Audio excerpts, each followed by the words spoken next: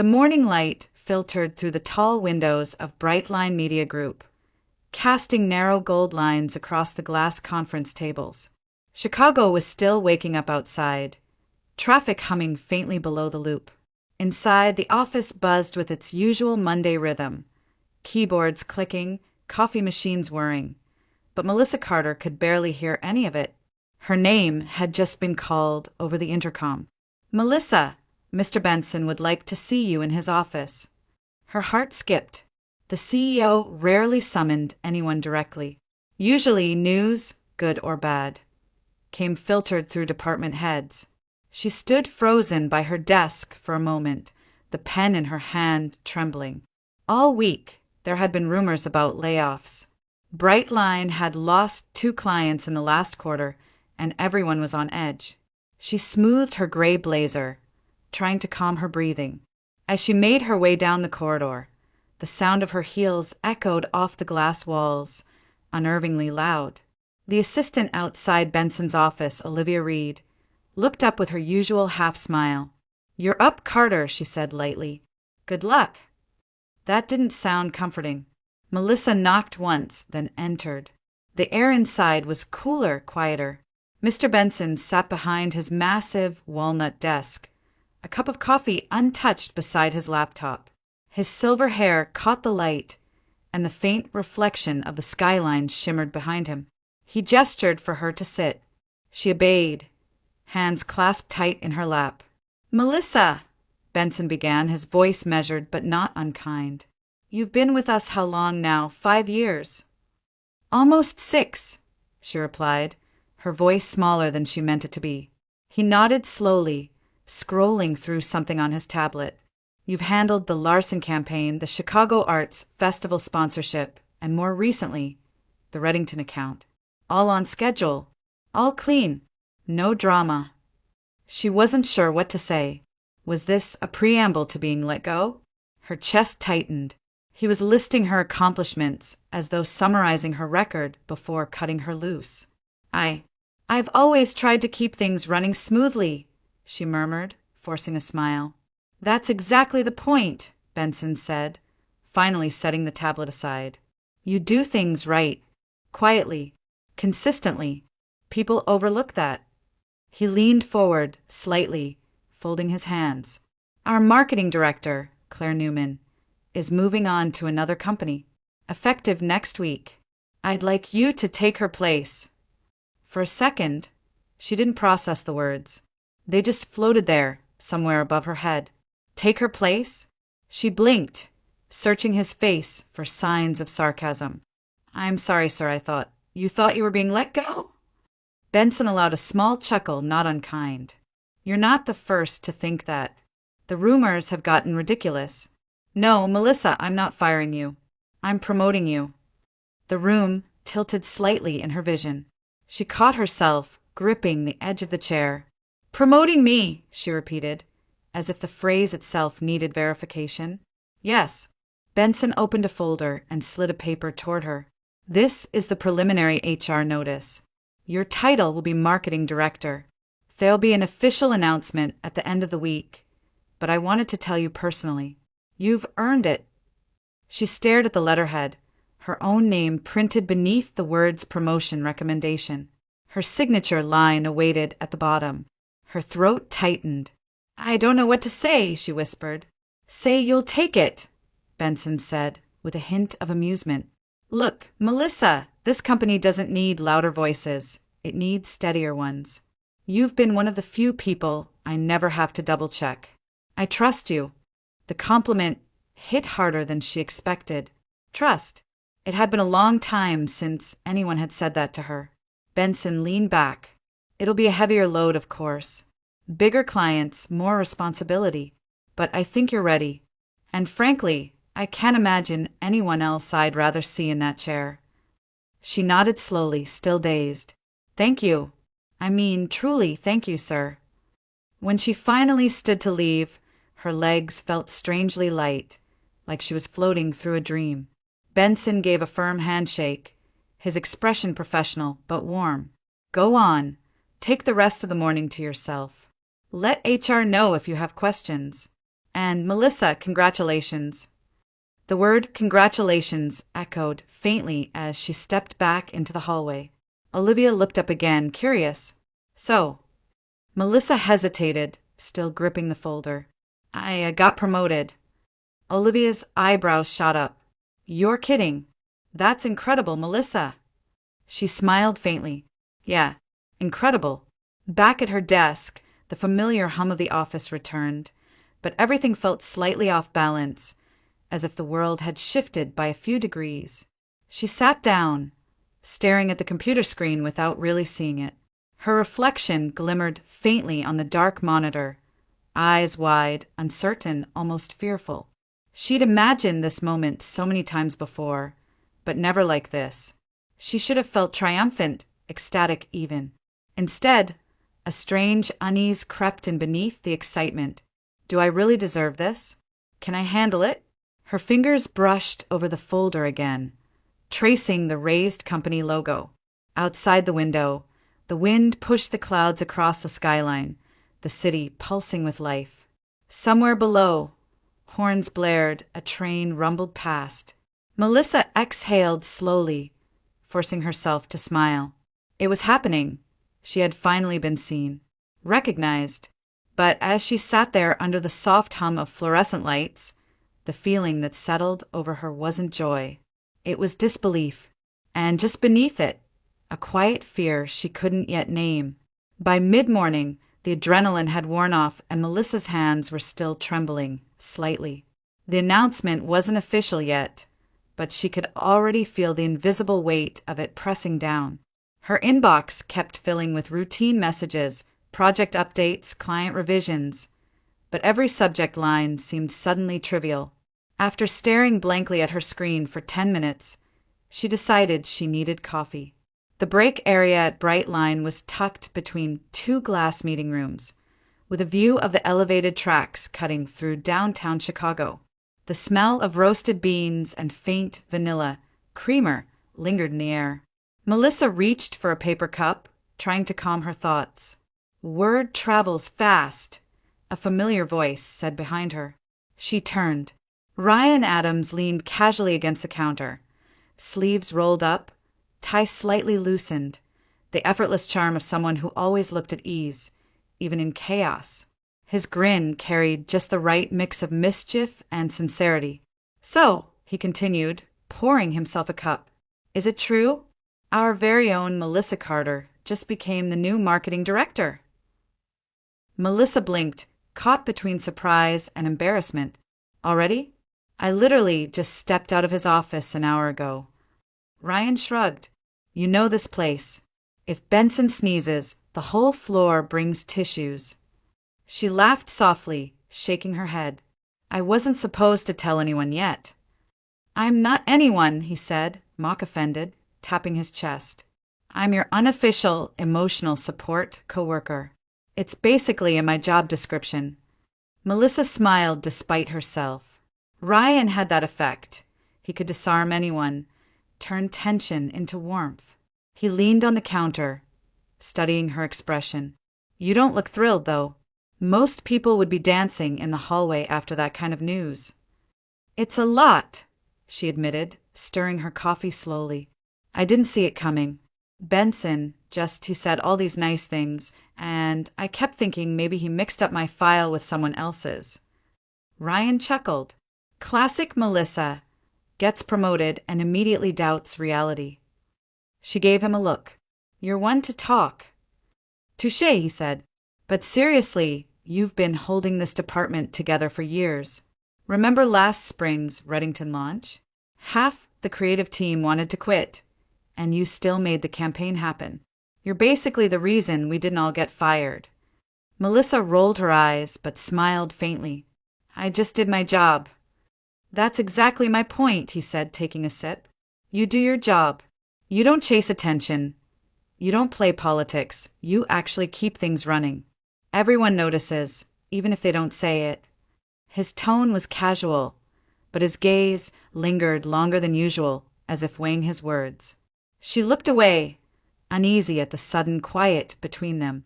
Outside, the train screeched past, its reflection flashing across the glass wall like a quicksilver line. Ryan set his cup down. "You know, your husband must be proud." Melissa froze for half a beat.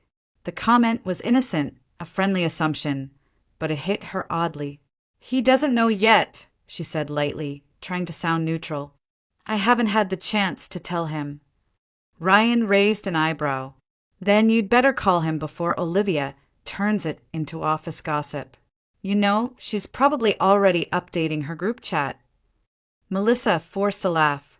"Yeah, I'll tell him soon." But her voice lacked conviction, and Ryan noticed. He didn't press.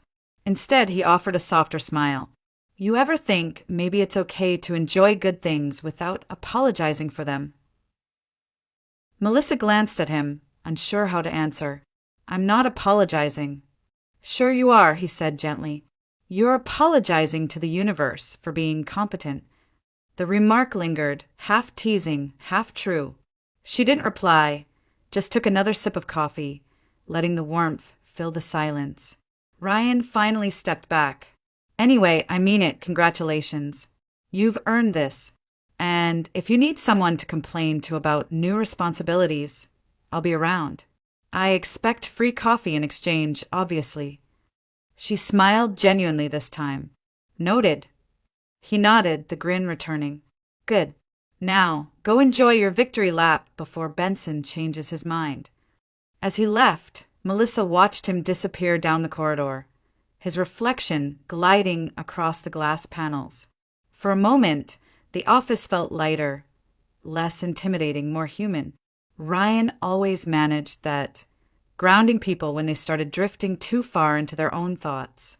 She turned back toward the window, watching the sunlight break through a patch of gray clouds over the Chicago River. The city gleamed for a moment, sharp and alive. She wondered if maybe, just maybe, Ryan was right. But as she stood there, alone with her coffee, a quiet ache crept in under the warmth. The thought of Eric flickered through her mind, his usual impatience, the way he dismissed her long work hours as overcompensating. Would he even care about the promotion? Would he see it as success or as inconvenience? Melissa took a slow breath, pushing the thought away. There was time for that later. For now, she needed to keep smiling, keep steady, keep doing what she always did, make things look fine. She dropped her empty cup into the bin and straightened her blazer, forcing her reflection in the glass to look confident again. The woman staring back still looked uncertain, but her shoulders were a little straighter, her eyes a little brighter. Maybe that was enough for now. The late afternoon light spilled through the half-closed blinds of the Carter's apartment in West Town, cutting pale lines across the kitchen table. Melissa dropped her purse on the counter, the weight of her laptop bag pulling at her shoulder. The scent of burnt toast lingered in the air.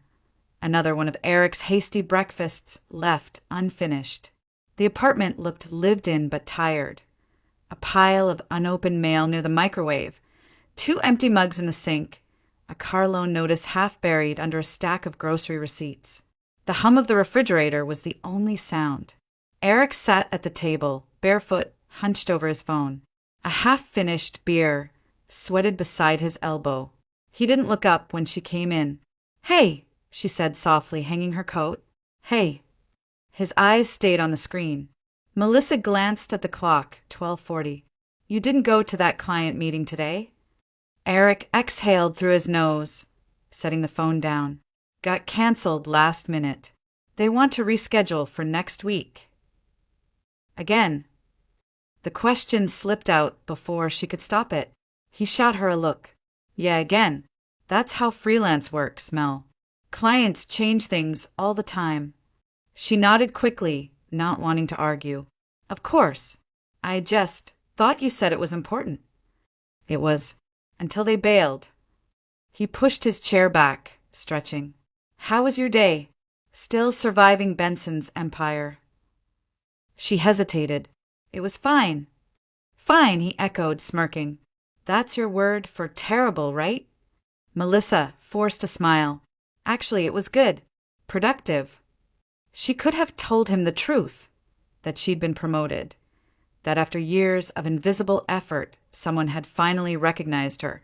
But something in his tone stopped her. Eric wasn't cruel, not exactly, but he had a way of turning every win into a mild inconvenience. The last time she'd come home excited about a successful campaign, he'd made a joke about her marrying the office instead. It had stung more than she'd admitted. She busied herself with making lunch, though her appetite was gone. "You want a sandwich?" "Nah. Ate earlier."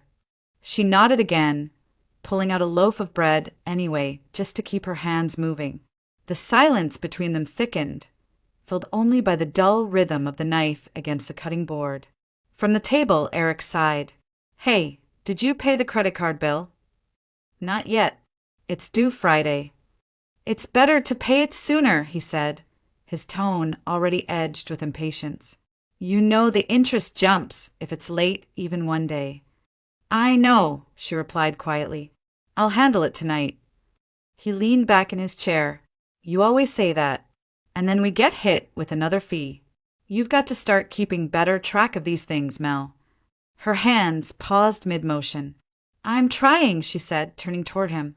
"But with rent, utilities, the car payment, and groceries, things are tight, Eric. Because you keep buying crap we don't need." Her stomach tightened. "Like what? Toilet paper? Bread? Gas?" He rolled his eyes. "You know what I mean.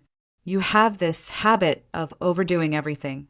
Always trying to make the place look perfect, buying brand coffee instead of store brand, upgrading your work clothes. Who are you trying to impress?" Melissa took a breath, forcing herself to stay calm. "I'm not trying to impress anyone. I just like having things that last." He shrugged.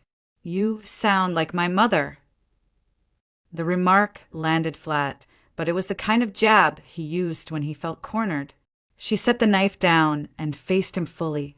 "Eric, I know it's been tough lately, but maybe you could talk to your old boss again? You said they might reopen positions in IT next quarter." He frowned. "I told you I'm not going back there. That place was toxic." "Okay," she said quickly. "I just thought what?" he snapped. "That I'd beg for scraps while you play manager downtown." The words came sharper than he meant, but neither of them took them back. Melissa's throat tightened. "That's not fair." He stood, running a hand through his hair. "I'm just tired, okay? I've been dealing with this job hunt for months. Every interview's a joke. They want kids half my age willing to work for peanuts." "I know," she said softly. "I know you're trying." He didn't answer. He grabbed his jacket from the chair, muttered something under his breath, and disappeared into the bedroom. When the door clicked shut, the apartment felt heavier, as if the air itself had thickened. Melissa turned back to the counter, staring at the untouched sandwich. The truth was, she had been worried for months about the bills stacking up, about Eric's growing temper, about the way he dismissed her efforts with casual sarcasm. They were supposed to be partners, but lately everything felt one-sided. He hated the idea of her earning more than him, and though he never said it directly, the resentment lingered between every sigh and comment about money. She leaned against the counter, pressing her palms flat against the cool surface. The quiet hum of the refrigerator was oddly soothing. Melissa closed her eyes, whispering to no one, "It'll get better." The words hung in the still air, fragile but necessary, something to hold on to. Outside, a siren wailed in the distance, fading into the steady rhythm of city life. She took a slow breath, opened her eyes, and forced a faint smile. Everything would be fine. It had to be. By late afternoon, the office had quieted down. Most of the team had retreated to meetings or early coffee runs, leaving only the faint hum of printers and the rhythmic clicking of keyboards. Melissa sat at her desk, still half-dazed from the day's news. The promotion felt like a dream she hadn't caught up to yet. Her phone buzzed. A new email from HR confirming her appointment as marketing director, effective Monday. She reread it twice, the words glowing on the screen like something out of someone else's life. For a moment, she imagined Eric's face when she told him. He'd laugh, wrap his arms around her. Maybe even say, "I'm proud of you, Mel." The thought warmed her chest. But then the earlier memory returned, his clipped tone, the way he had dismissed her concerns that morning. The warmth faded into hesitation. She stared at her phone again, thumb hovering over his contact. A mischievous impulse crept in, light and silly. What if I test him a little? She thought, just to see if he'd worry. It would be a harmless joke, something to break the tension, maybe even lead to a laugh later when she revealed the truth. Smiling to herself, she leaned back in her chair, dialed his number and waited. It rang twice before he answered. "Yeah." His voice sounded distracted, maybe tired. "Hey," Melissa said brightly. "Got a minute?" "Make it quick. I'm in the middle of something." She hesitated, then went for it. "So, don't freak out, but I got fired." There was silence on the line. She waited for the laugh that never came. Instead, Eric's voice exploded through the speaker, sharp and cutting. "What do you mean you got fired? Are you kidding me?" Melissa blinked, startled. "It's not. You can't do anything right, can you?" he continued, his tone rising. "Jesus, Melissa, you finally get a decent job and you blow it? What the hell happened this time?" Her heart stopped. The playful smirk vanished from her face. "Eric, wait, how are we supposed to pay bills now?" he snapped. "Do you ever think before you do anything?" She froze, the phone pressed against her ear, each word like a slap. The office around her blurred, the white noise of machines turning into a distant roar. "Eric," she whispered, her voice shaking. "It was a joke? Is that what you're going to tell me?" His voice was dripping with disbelief. "You think this is funny? You think losing your job is a joke when we're barely holding things together?" Her throat tightened. "It was a joke. I didn't lose my job." "God," he hissed, cutting her off. "You really are impossible." And then came the click. The line went dead. Melissa stared at the phone screen, his name still glowing faintly before fading to black. Her hand trembled slightly as she lowered the phone to the desk. The hum of the office returned, printers, keyboards, muffled conversations. But it all felt distant, unreal. She had imagined concern, maybe shock, even anger for a second before relief. Not this. Not contempt. Not disgust. The irony of it sank in slowly, cruelly. "He thought it was real, and he didn't hesitate for a second before blaming me." Her chest tightened as if something inside her had cracked. The fluorescent lights above flickered faintly, and she realized her eyes were wet. She wiped them quickly, afraid someone might notice. "Melissa!" A voice startled her. It was Olivia, holding a stack of folders. "You okay?" She blinked fast, forcing composure. "Yeah, I'm fine. Just tired." Olivia nodded, oblivious, and moved on. Melissa turned back to her screen, pretending to type. The cursor blinked at her, steady and indifferent, as if marking time while her world shifted. Her joke had lasted less than a minute, but in that minute, something in her trust had shattered. The call had stripped away an illusion she hadn't even known she was holding, that Eric still cared, that beneath the frustration and arguments, there was love left. She took a shaky breath and closed her laptop. Outside the window, the sky over Chicago was dimming to steel gray. Traffic lights glowed red in the rain-streaked streets, cars moving like slow pulses of color. Her reflection in the glass looked older somehow, smaller. Melissa picked up her phone again, thumb hovering over his contact, tempted to call back, to explain, to defend herself, to fix the crack before it widened. But then she imagined his tone, that sharp contempt, the way he said, "You can't do anything right." The words echoed in her mind like static. Instead, she put the phone face down on the desk. The rain outside began tapping against the window, soft at first, then steady, each drop a dull reminder of how quickly warmth could turn cold. For a long while, she just sat there, unmoving, the weight of the afternoon pressing down. The laughter she had expected was gone, replaced by something heavier, quieter, and far more permanent. By the time she finally stood, the office was nearly empty. She shut off her computer, straightened her blazer, and walked out, the echo of her footsteps swallowed by the distant thunder rolling in from the lake.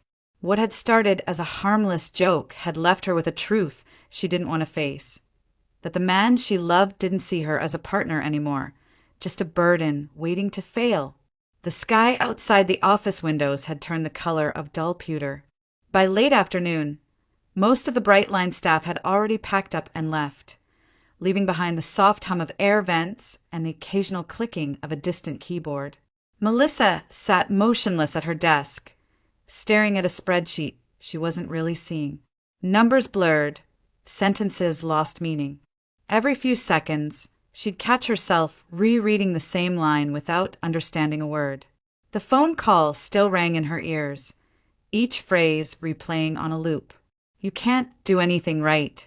She had tried to shake it off, bury it under work, but the words clung to her like static.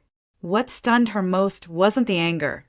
It was how natural it had sounded, as if those insults had been waiting inside him, rehearsed. Her cursor blinked on the screen.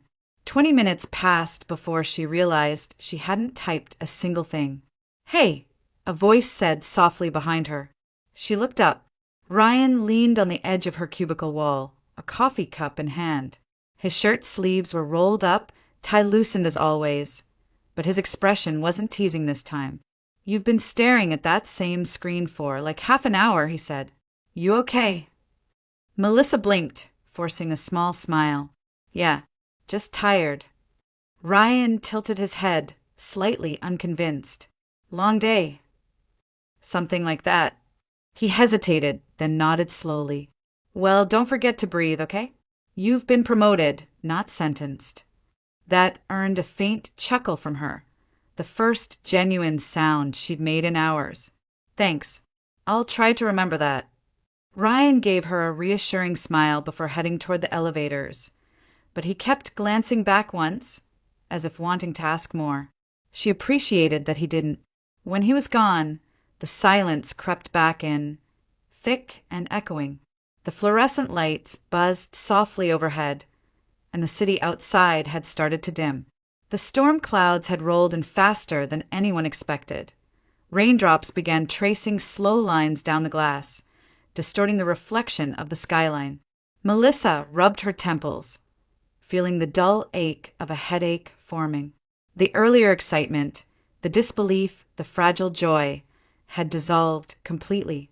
In its place sat a kind of hollow quiet, the kind that made her skin feel too tight, her breath shallow. The sound of footsteps made her straighten. Charles Benson appeared at the far end of the hallway, his familiar measured stride approaching. He spotted her and smiled. "There she is," he said warmly, stopping by her desk. "Still working? I told you to take the afternoon off." Melissa managed a polite nod. "Just trying to get ahead before the weekend." "That's dedication," Benson said, resting a hand lightly on the cubicle wall. "I wanted to stop by before heading out. The HR announcement goes live tomorrow morning, so brace yourself for the congratulations parade." She smiled faintly, the corners of her mouth trembling. "Thank you, sir." "You've earned it," he said again, the same phrase that had once filled her with pride. Now it only echoed emptily. When he walked away, she sat back down slowly, her pulse still unsteady. The office lights flickered once as the storm intensified, thunder rumbling somewhere beyond the river. Melissa packed her things mechanically, a few files, her laptop, the small plant Ryan had given her last Christmas. When she reached for her phone, the dark screen reflected her face, pale and unreadable. There were no new messages from Eric. She hadn't expected any, not really. Outside, the streets glistened under the rain. The first drops hit her coat as soon as she stepped out of the building, cold against her cheeks. The wind off Lake Michigan carried the smell of wet asphalt and the faint hum of distant sirens. Umbrellas moved past her like small, floating shadows. She walked without hurry, each step echoing the rhythm of the rain. The city felt unfamiliar, its noise muffled, its lights distant. Normally, she found comfort in the Chicago evening bustle, the way life seemed to pulse even after dark. Tonight it all looked blurred, unreachable. As she waited for the crosswalk light to change, she glanced at her reflection in a puddle. The woman looking back at her seemed drained, as though someone had turned down the volume of her entire being. Melissa tightened her coat around herself, whispering under her breath, "You're fine." But the words carried no conviction. They dissolved into the rain before she reached the other side of the street. The storm built steadily, wind pushing her forward as she walked toward the parking garage. Somewhere behind her, thunder rolled again, low, distant, familiar. Inside, she felt the same kind of storm brewing, quiet, heavy, waiting for release. By the time Melissa reached her building, the rain had slowed to a mist. The streetlights glowed in soft halos, and the city seemed quieter than usual, muffled by the damp. She unlocked the front entrance, shaking droplets from her coat as she climbed the stairs to their second-floor apartment. Her key jingled in her hand, a small, familiar sound that usually felt comforting. Tonight it didn't. When she reached the door, she froze. The deadbolt wasn't turned. The door stood slightly ajar. Her stomach tightened. She never left it unlocked. Melissa's hand hovered over the knob. The hallway behind her was silent, the faint hum of an old fluorescent light flickering overhead. For a moment, she considered stepping back and calling the police, but then she heard something. A voice. Low, male, familiar. Eric. Relief washed over her, chased immediately by confusion. Why would he leave the door open? She pushed the door open quietly, stepping into the dimly lit apartment. The living room lamp was on, casting a weak yellow glow across the floor. Eric's voice carried from the couch, sharper now, animated. He was on the phone. "No, she doesn't suspect anything," he was saying, a short laugh following the words. Melissa froze just inside the doorway, her heart beginning to pound. He chuckled again. "Are you kidding? She still thinks I'm working contracts. She's out there pulling 12-hour days, bringing in money like some corporate robot. Meanwhile, I've been chilling for months." Her pulse quickened, the words slicing through her disbelief. Months? She moved closer, one step at a time, until she could see him. Eric was sprawled on the couch, one arm resting on the back, phone pressed to his ear. The TV was muted, the flicker of commercials flashing across his face. "I told her clients canceled," he continued, sounding amused. "She actually bought it. Every time I say freelance work, she just nods and asks if I need coffee. God, she's so easy to fool." Melissa felt the blood drain from her face. She grabbed the side of the hallway wall to steady herself, forcing her breath silent. He was quiet for a moment, listening to the other person, then laughed softly. "Yeah, man, she's paying for everything. Rent, car, groceries, all of it. I've got it made." The words hit harder than she expected, each one a bruise that bloomed deeper. Her throat burned, but she couldn't move, couldn't speak. It was as if the air had thickened, trapping her in place. "Yeah," he went on, voice lowering slightly. "I know. I can't do this forever, though. I need to get my name on that condo deed before her grandma's estate clears. Once that's done, I'm out. She won't even see it coming." Melissa's hand shot up to her mouth to stifle the sound that almost escaped. A sharp, involuntary gasp that she managed to turn into silence. Her knees trembled. The room swayed. The condo, her grandmother's apartment in Aurora, was supposed to go through probate next month. Eric had insisted she let him handle the paperwork, saying he knew a guy who could speed things up. It was supposed to be their future home. Now she understood. Eric's voice hardened, colder now. "What? No, she's not going anywhere. She's too wrapped up in her job, too busy proving she's worth something. Honestly, I think she believes she's lucky to have me." He laughed, a hollow, cruel sound that filled the room. Melissa's chest constricted, so tightly she could barely breathe. The weight of his words pressed down on her, suffocating. She backed up slowly, careful not to let the floor creak, one hand gripping the wall like it was the only thing holding her upright. He kept talking, but the words blurred, muffled by the rush of blood in her ears. Her thoughts fractured. Scenes flashed through her mind. Late nights making dinner for him, covering the bills without complaint, reassuring him that things would get better. The morning he'd kissed her forehead before pretending to leave for work. The quiet pride she'd felt thinking she was helping them through a hard time.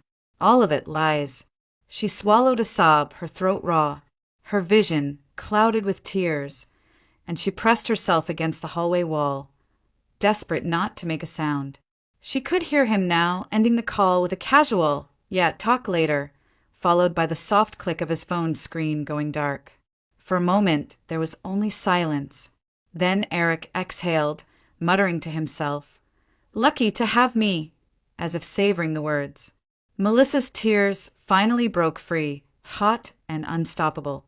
She turned, moving soundlessly toward the door, gripping her bag like a lifeline. Her breath came in shallow bursts, heart hammering in her chest. Every instinct screamed at her to leave before he saw her. She stepped back into the hallway, pulling the door closed behind her until it latched without a sound.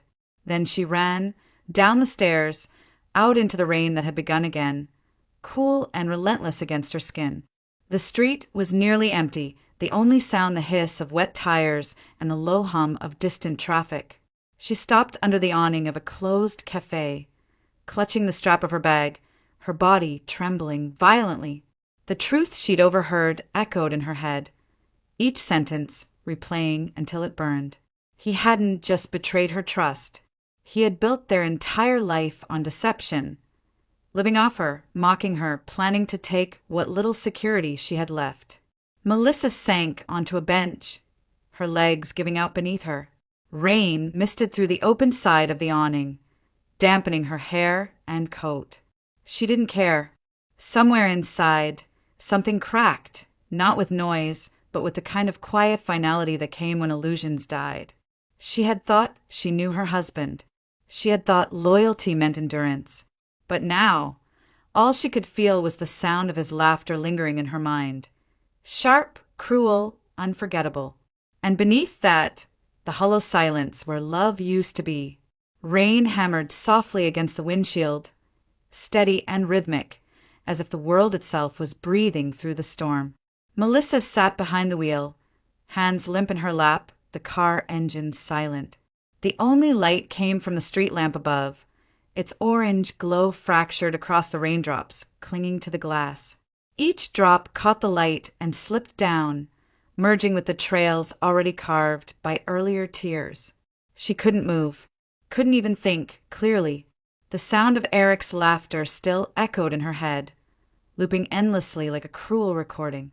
She actually believes she's lucky to have me. Her throat tightened again, and she pressed her forehead against the steering wheel. The leather was cool beneath her skin. For a long time, she didn't cry, just sat there hollow, her breath catching in silent, uneven gasps. Then the dam finally broke. Tears streamed down her face, hot against the chill of the car. Her reflection in the rear view mirror blurred beyond recognition. She had imagined betrayal before, in distant, impossible scenarios, but never like this. Never so intimate, never so calculated. Outside, the rain intensified, drumming harder against the roof. The sound swallowed everything else, the faint hum of traffic, the distant siren wailing somewhere downtown. It was almost comforting, that relentless noise, because it kept her from hearing her own thoughts too clearly. She leaned back in the seat, staring blankly through the wet blur of city lights. The droplets on the glass turned the world into a painting gone wrong. Distorted, bleeding colors, fragments of something once whole. Images of the past began flickering uninvited. The first time she met Eric, he'd been a charming copywriter with too much confidence and a crooked grin.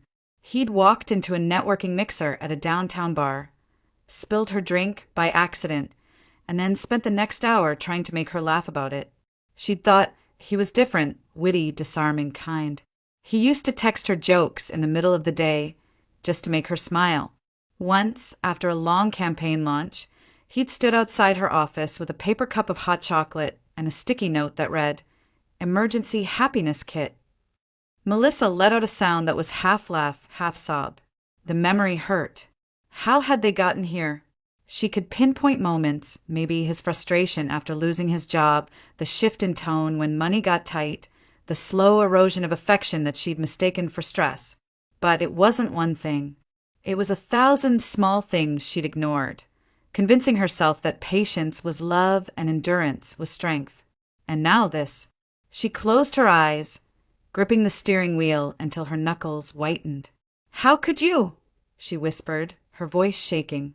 "How could you say those things?" The rain kept falling, as if answering her with indifference. Her phone buzzed in the cup holder. For a second, she thought it might be him. Maybe he'd noticed the open door. Maybe he was calling to explain, to spin another lie. But when she looked, it was just a notification, an email from work, routine and meaningless. Melissa let out a small, bitter laugh. The absurdity of it all, the promotion, the joy of the fall, collided inside her chest until it felt impossible to breathe. This morning she had been proud. By evening, she was unrecognizable to herself. She leaned her head back, staring at the ceiling of the car, watching the faint reflection of rainlight ripple above her. Her chest rose and fell unevenly. The ache in her body wasn't physical. It was deeper, woven into every memory that used to feel safe. She thought about how, earlier that afternoon, she had made a joke, pretending she'd been fired, thinking it would make him laugh, thinking he would care. That moment now seemed like cruel foreshadowing, as if fate had been whispering the truth and she had laughed right past it. The irony burned. He used to make me laugh, she thought bitterly, and now his words are killing me. The clock on the dashboard glowed faintly, 10:47 p.m. The storm had no intention of stopping. She wiped her face with her sleeve, but the tears kept coming, unstoppable, as if her body was emptying itself of years of effort, loyalty, and illusion. She remembered how proud she used to be of their relationship, how friends would call them balanced, how she'd tell people they were a team. A team. What a lie that word felt like now. Melissa pressed her hands over her mouth, trying to muffle the sob that escaped. Her shoulders shook violently. All the composure she had maintained through the day, the smile for Benson, the polite words for Ryan, the fake calm under the storm, it all collapsed here in the quiet dark of a parked car. Minutes passed, or maybe hours. Time lost meaning. Eventually, the sobs softened into shallow breathing. Her eyes were swollen, her voice gone. The exhaustion that followed wasn't peaceful. It was heavy, the kind that pressed her into the seat, as if gravity had turned personal. Outside, the rain began to ease. The city lights sharpened again, revealing puddles that mirrored fragments of neon and asphalt. Life went on beyond her windshield. People rushing home, taxis splashing through water, streetcars grinding along wet rails. Melissa stared out, hollow but strangely still. Something inside her was gone, stripped clean. Naivete, maybe, or the part of her that still believed love was unconditional. She reached for the ignition, but didn't start the car. Instead, she sat in the quiet aftermath, listening to the faint drip of water from the edge of the roof. Everything she'd believed in, their marriage, their plans, even the idea of safety, had collapsed in one night. But amid the wreckage, there was something else too, faint but real. A flicker of awareness. Not anger yet, not strength, just the fragile knowledge that the person she'd been this morning, trusting, forgiving, blind, no longer existed. Melissa closed her eyes and let the silence settle. Rain still whispering softly against the glass, as if the city itself was mourning with her. The rain had thinned to a drizzle by the time Melissa found herself walking into a small cafe just off Wabash Avenue. The neon sign above the door flickered. open 24 hours, casting a faint red hue over the wet pavement. Inside, the place was mostly empty except for a couple of night shift nurses and a man reading a newspaper from yesterday. The air smelled of burnt espresso and old wood polish. Melissa slid into a booth near the window, her coat still damp from the storm. She wrapped her hands around the warm cup the barista placed before her, though she hadn't ordered anything yet. He must have seen her face and decided not to ask. Her phone sat on the table, dark screen reflecting the dim overhead light. For a long while, she just stared at it, debating. Ryan's name hovered in her mind. She didn't want to bother him. She didn't want anyone to see her like this. Red eyes, trembling hands, voice on the edge of breaking. But loneliness had its own gravity, and tonight it pulled harder than pride. She finally tapped his contact and pressed call. He answered on the second ring, his voice soft and groggy. "Melissa? You okay?" Her throat tightened at the sound.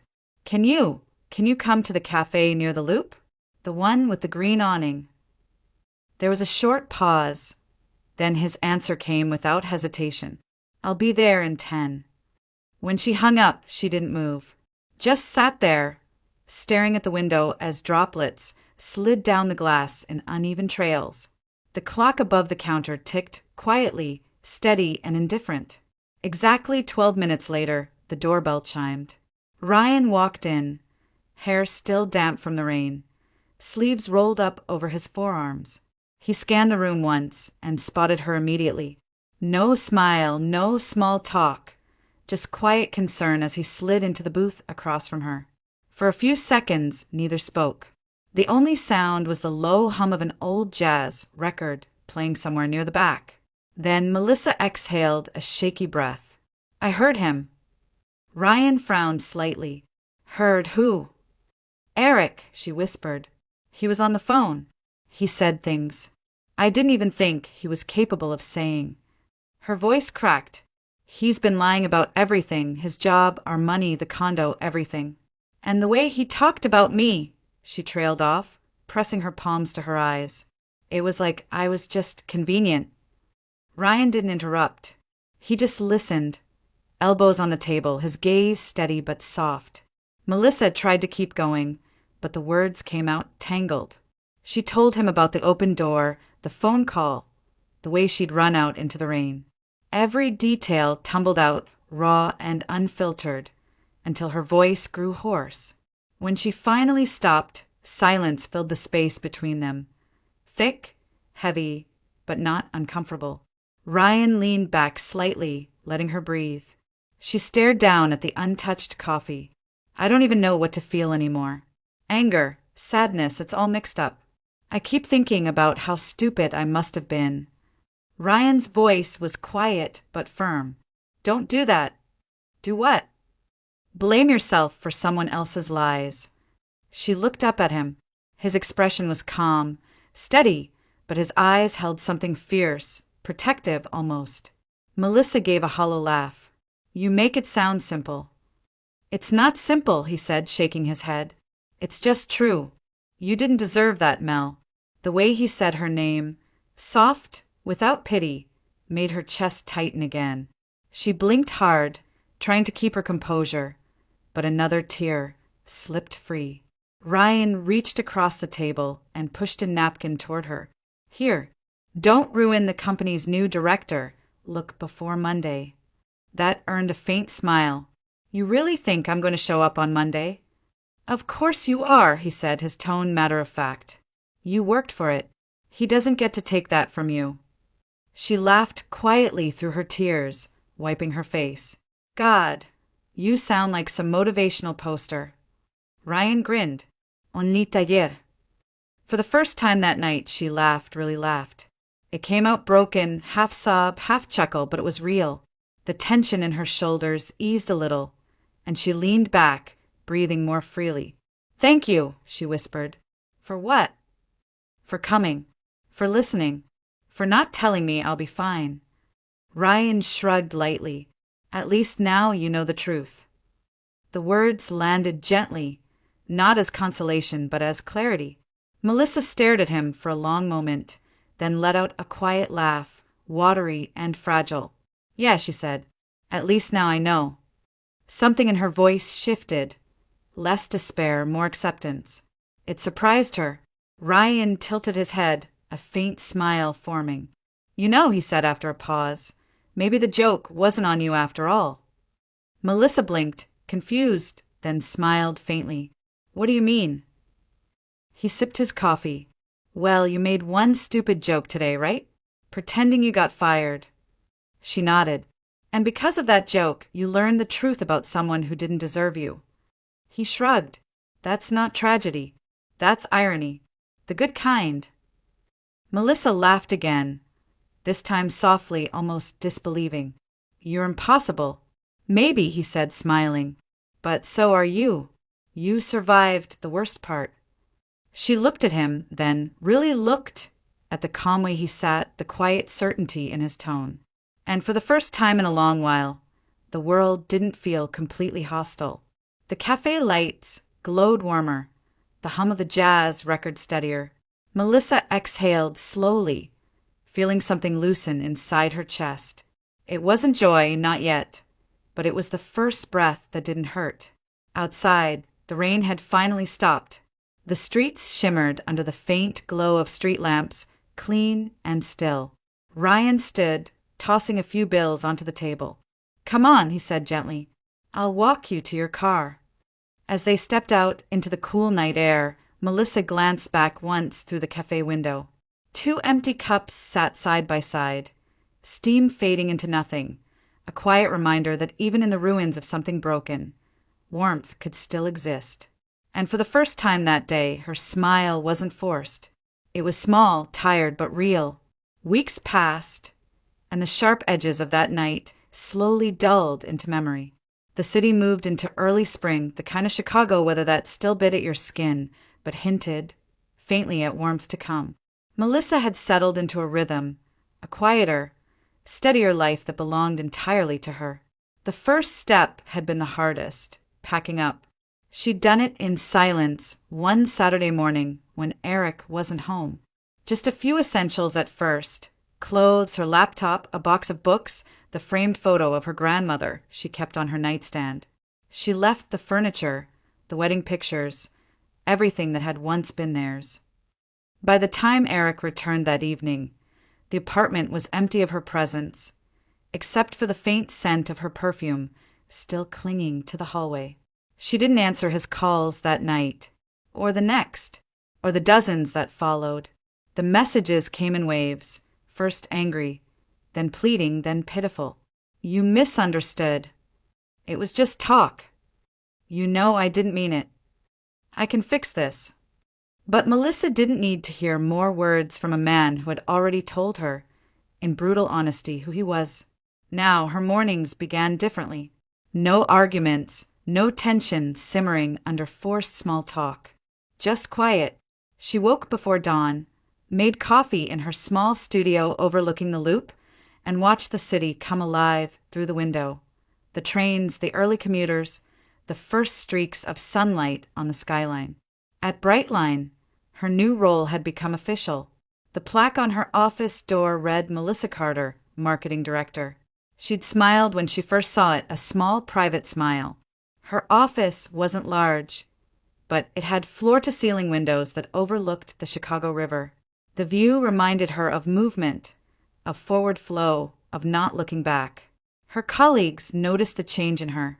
Ryan, especially, teased her about it. You're scaring people with this new Zen energy, he said one morning, leaning in her doorway with his usual grin. She laughed lightly, tapping a pen against her notepad. Maybe they just aren't used to me smiling. That, or you finally started sleeping again. Melissa arched a brow. And who says I wasn't sleeping? He smirked.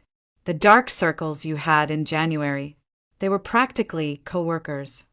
She shook her head, amused. You're terrible. True, he said, straightening. But it's good to see you doing better. Feels like the office's equilibrium has been restored. Equilibrium, she repeated thoughtfully. That's exactly what it feels like. When Ryan left, she turned back toward the window. Sunlight poured in through the glass, bright and golden, casting soft reflections across her desk. Papers glowed faintly in the light. The warmth felt different now, earned, not given. Her work days stretched long, but they didn't exhaust her the way they used to. She threw herself into new campaigns, led meetings with a calm assurance that surprised even herself. The doubts that once trailed her, "You're not enough. You just got lucky. You don't deserve this," had grown quieter, replaced by something steadier. At lunch, she sometimes walked along the river walk, feeling the breeze on her face, the rush of water below. The city noise no longer felt overwhelming. It felt alive, like proof that things kept moving even when you didn't think you could. Her phone still lit up sometimes with Eric's name. She didn't block him. Some part of her wanted the reminder, the evidence that she had chosen silence instead of surrender. Each unread message was a small act of power. One afternoon, she got an email from her landlord confirming her lease renewal for another year. She clicked confirm without hesitation. That little studio, with its tiny kitchen and uneven floorboards, had become more than a place to live. It was the first space that felt fully hers. That evening, she stayed late at the office. The sky outside turned amber, then deep blue, as the city lights flickered to life one by one. The reflection of her own face in the glass caught her attention. Gone was the woman who'd once flinched at the sound of her husband's voice, who'd measured her worth through his moods. The woman looking back at her now stood taller, her posture straight, her expression calm but sure. Melissa smiled faintly. The office was quiet except for the soft hum of the air conditioner. Down below, the river shimmered with the city's glow, a moving mirror of everything she'd survived. She thought about the irony again, how one cruel joke had revealed a truth she'd needed to see. Maybe Ryan had been right. Maybe the joke hadn't been on her after all. Taking a slow breath, she closed her laptop and stood, stretching the stiffness from her shoulders. The night air outside would be cool, maybe even a little sharp, but she didn't mind. She reached for her coat, slinging it over her arm, and paused one last time to glance at the view. In that moment, something inside her settled. Not the triumphant kind of closure people talked about, but a quiet peace. The kind that came not from revenge or apologies, but from reclaiming herself. When she stepped out of her office, the lights automatically dimmed behind her. Her footsteps echoed softly down the hallway, steady, unhurried, sure. For the first time in years, Melissa wasn't walking away from something. She was walking toward herself. It was a late Friday evening in downtown Chicago, the kind where the city shimmered under gold light and laughter drifted from open-door restaurants. Melissa stepped out of the cab with Ryan, their conversation easy and familiar. She'd spent the whole week buried in campaign deadlines, and he'd insisted on taking her to dinner as a celebration of survival. The restaurant glowed softly against the night, warm lighting, soft jazz, polished silverware gleaming under candles. As they were led to a corner table near the window, Melissa felt something she hadn't felt in a long time. Peace. Not the fleeting, uncertain kind, but the quiet, steady sort that comes after the storm. She removed her coat, smoothing the lapel of her blazer. Her reflection in the glass caught her eye for a brief second. Calm posture, confident expression.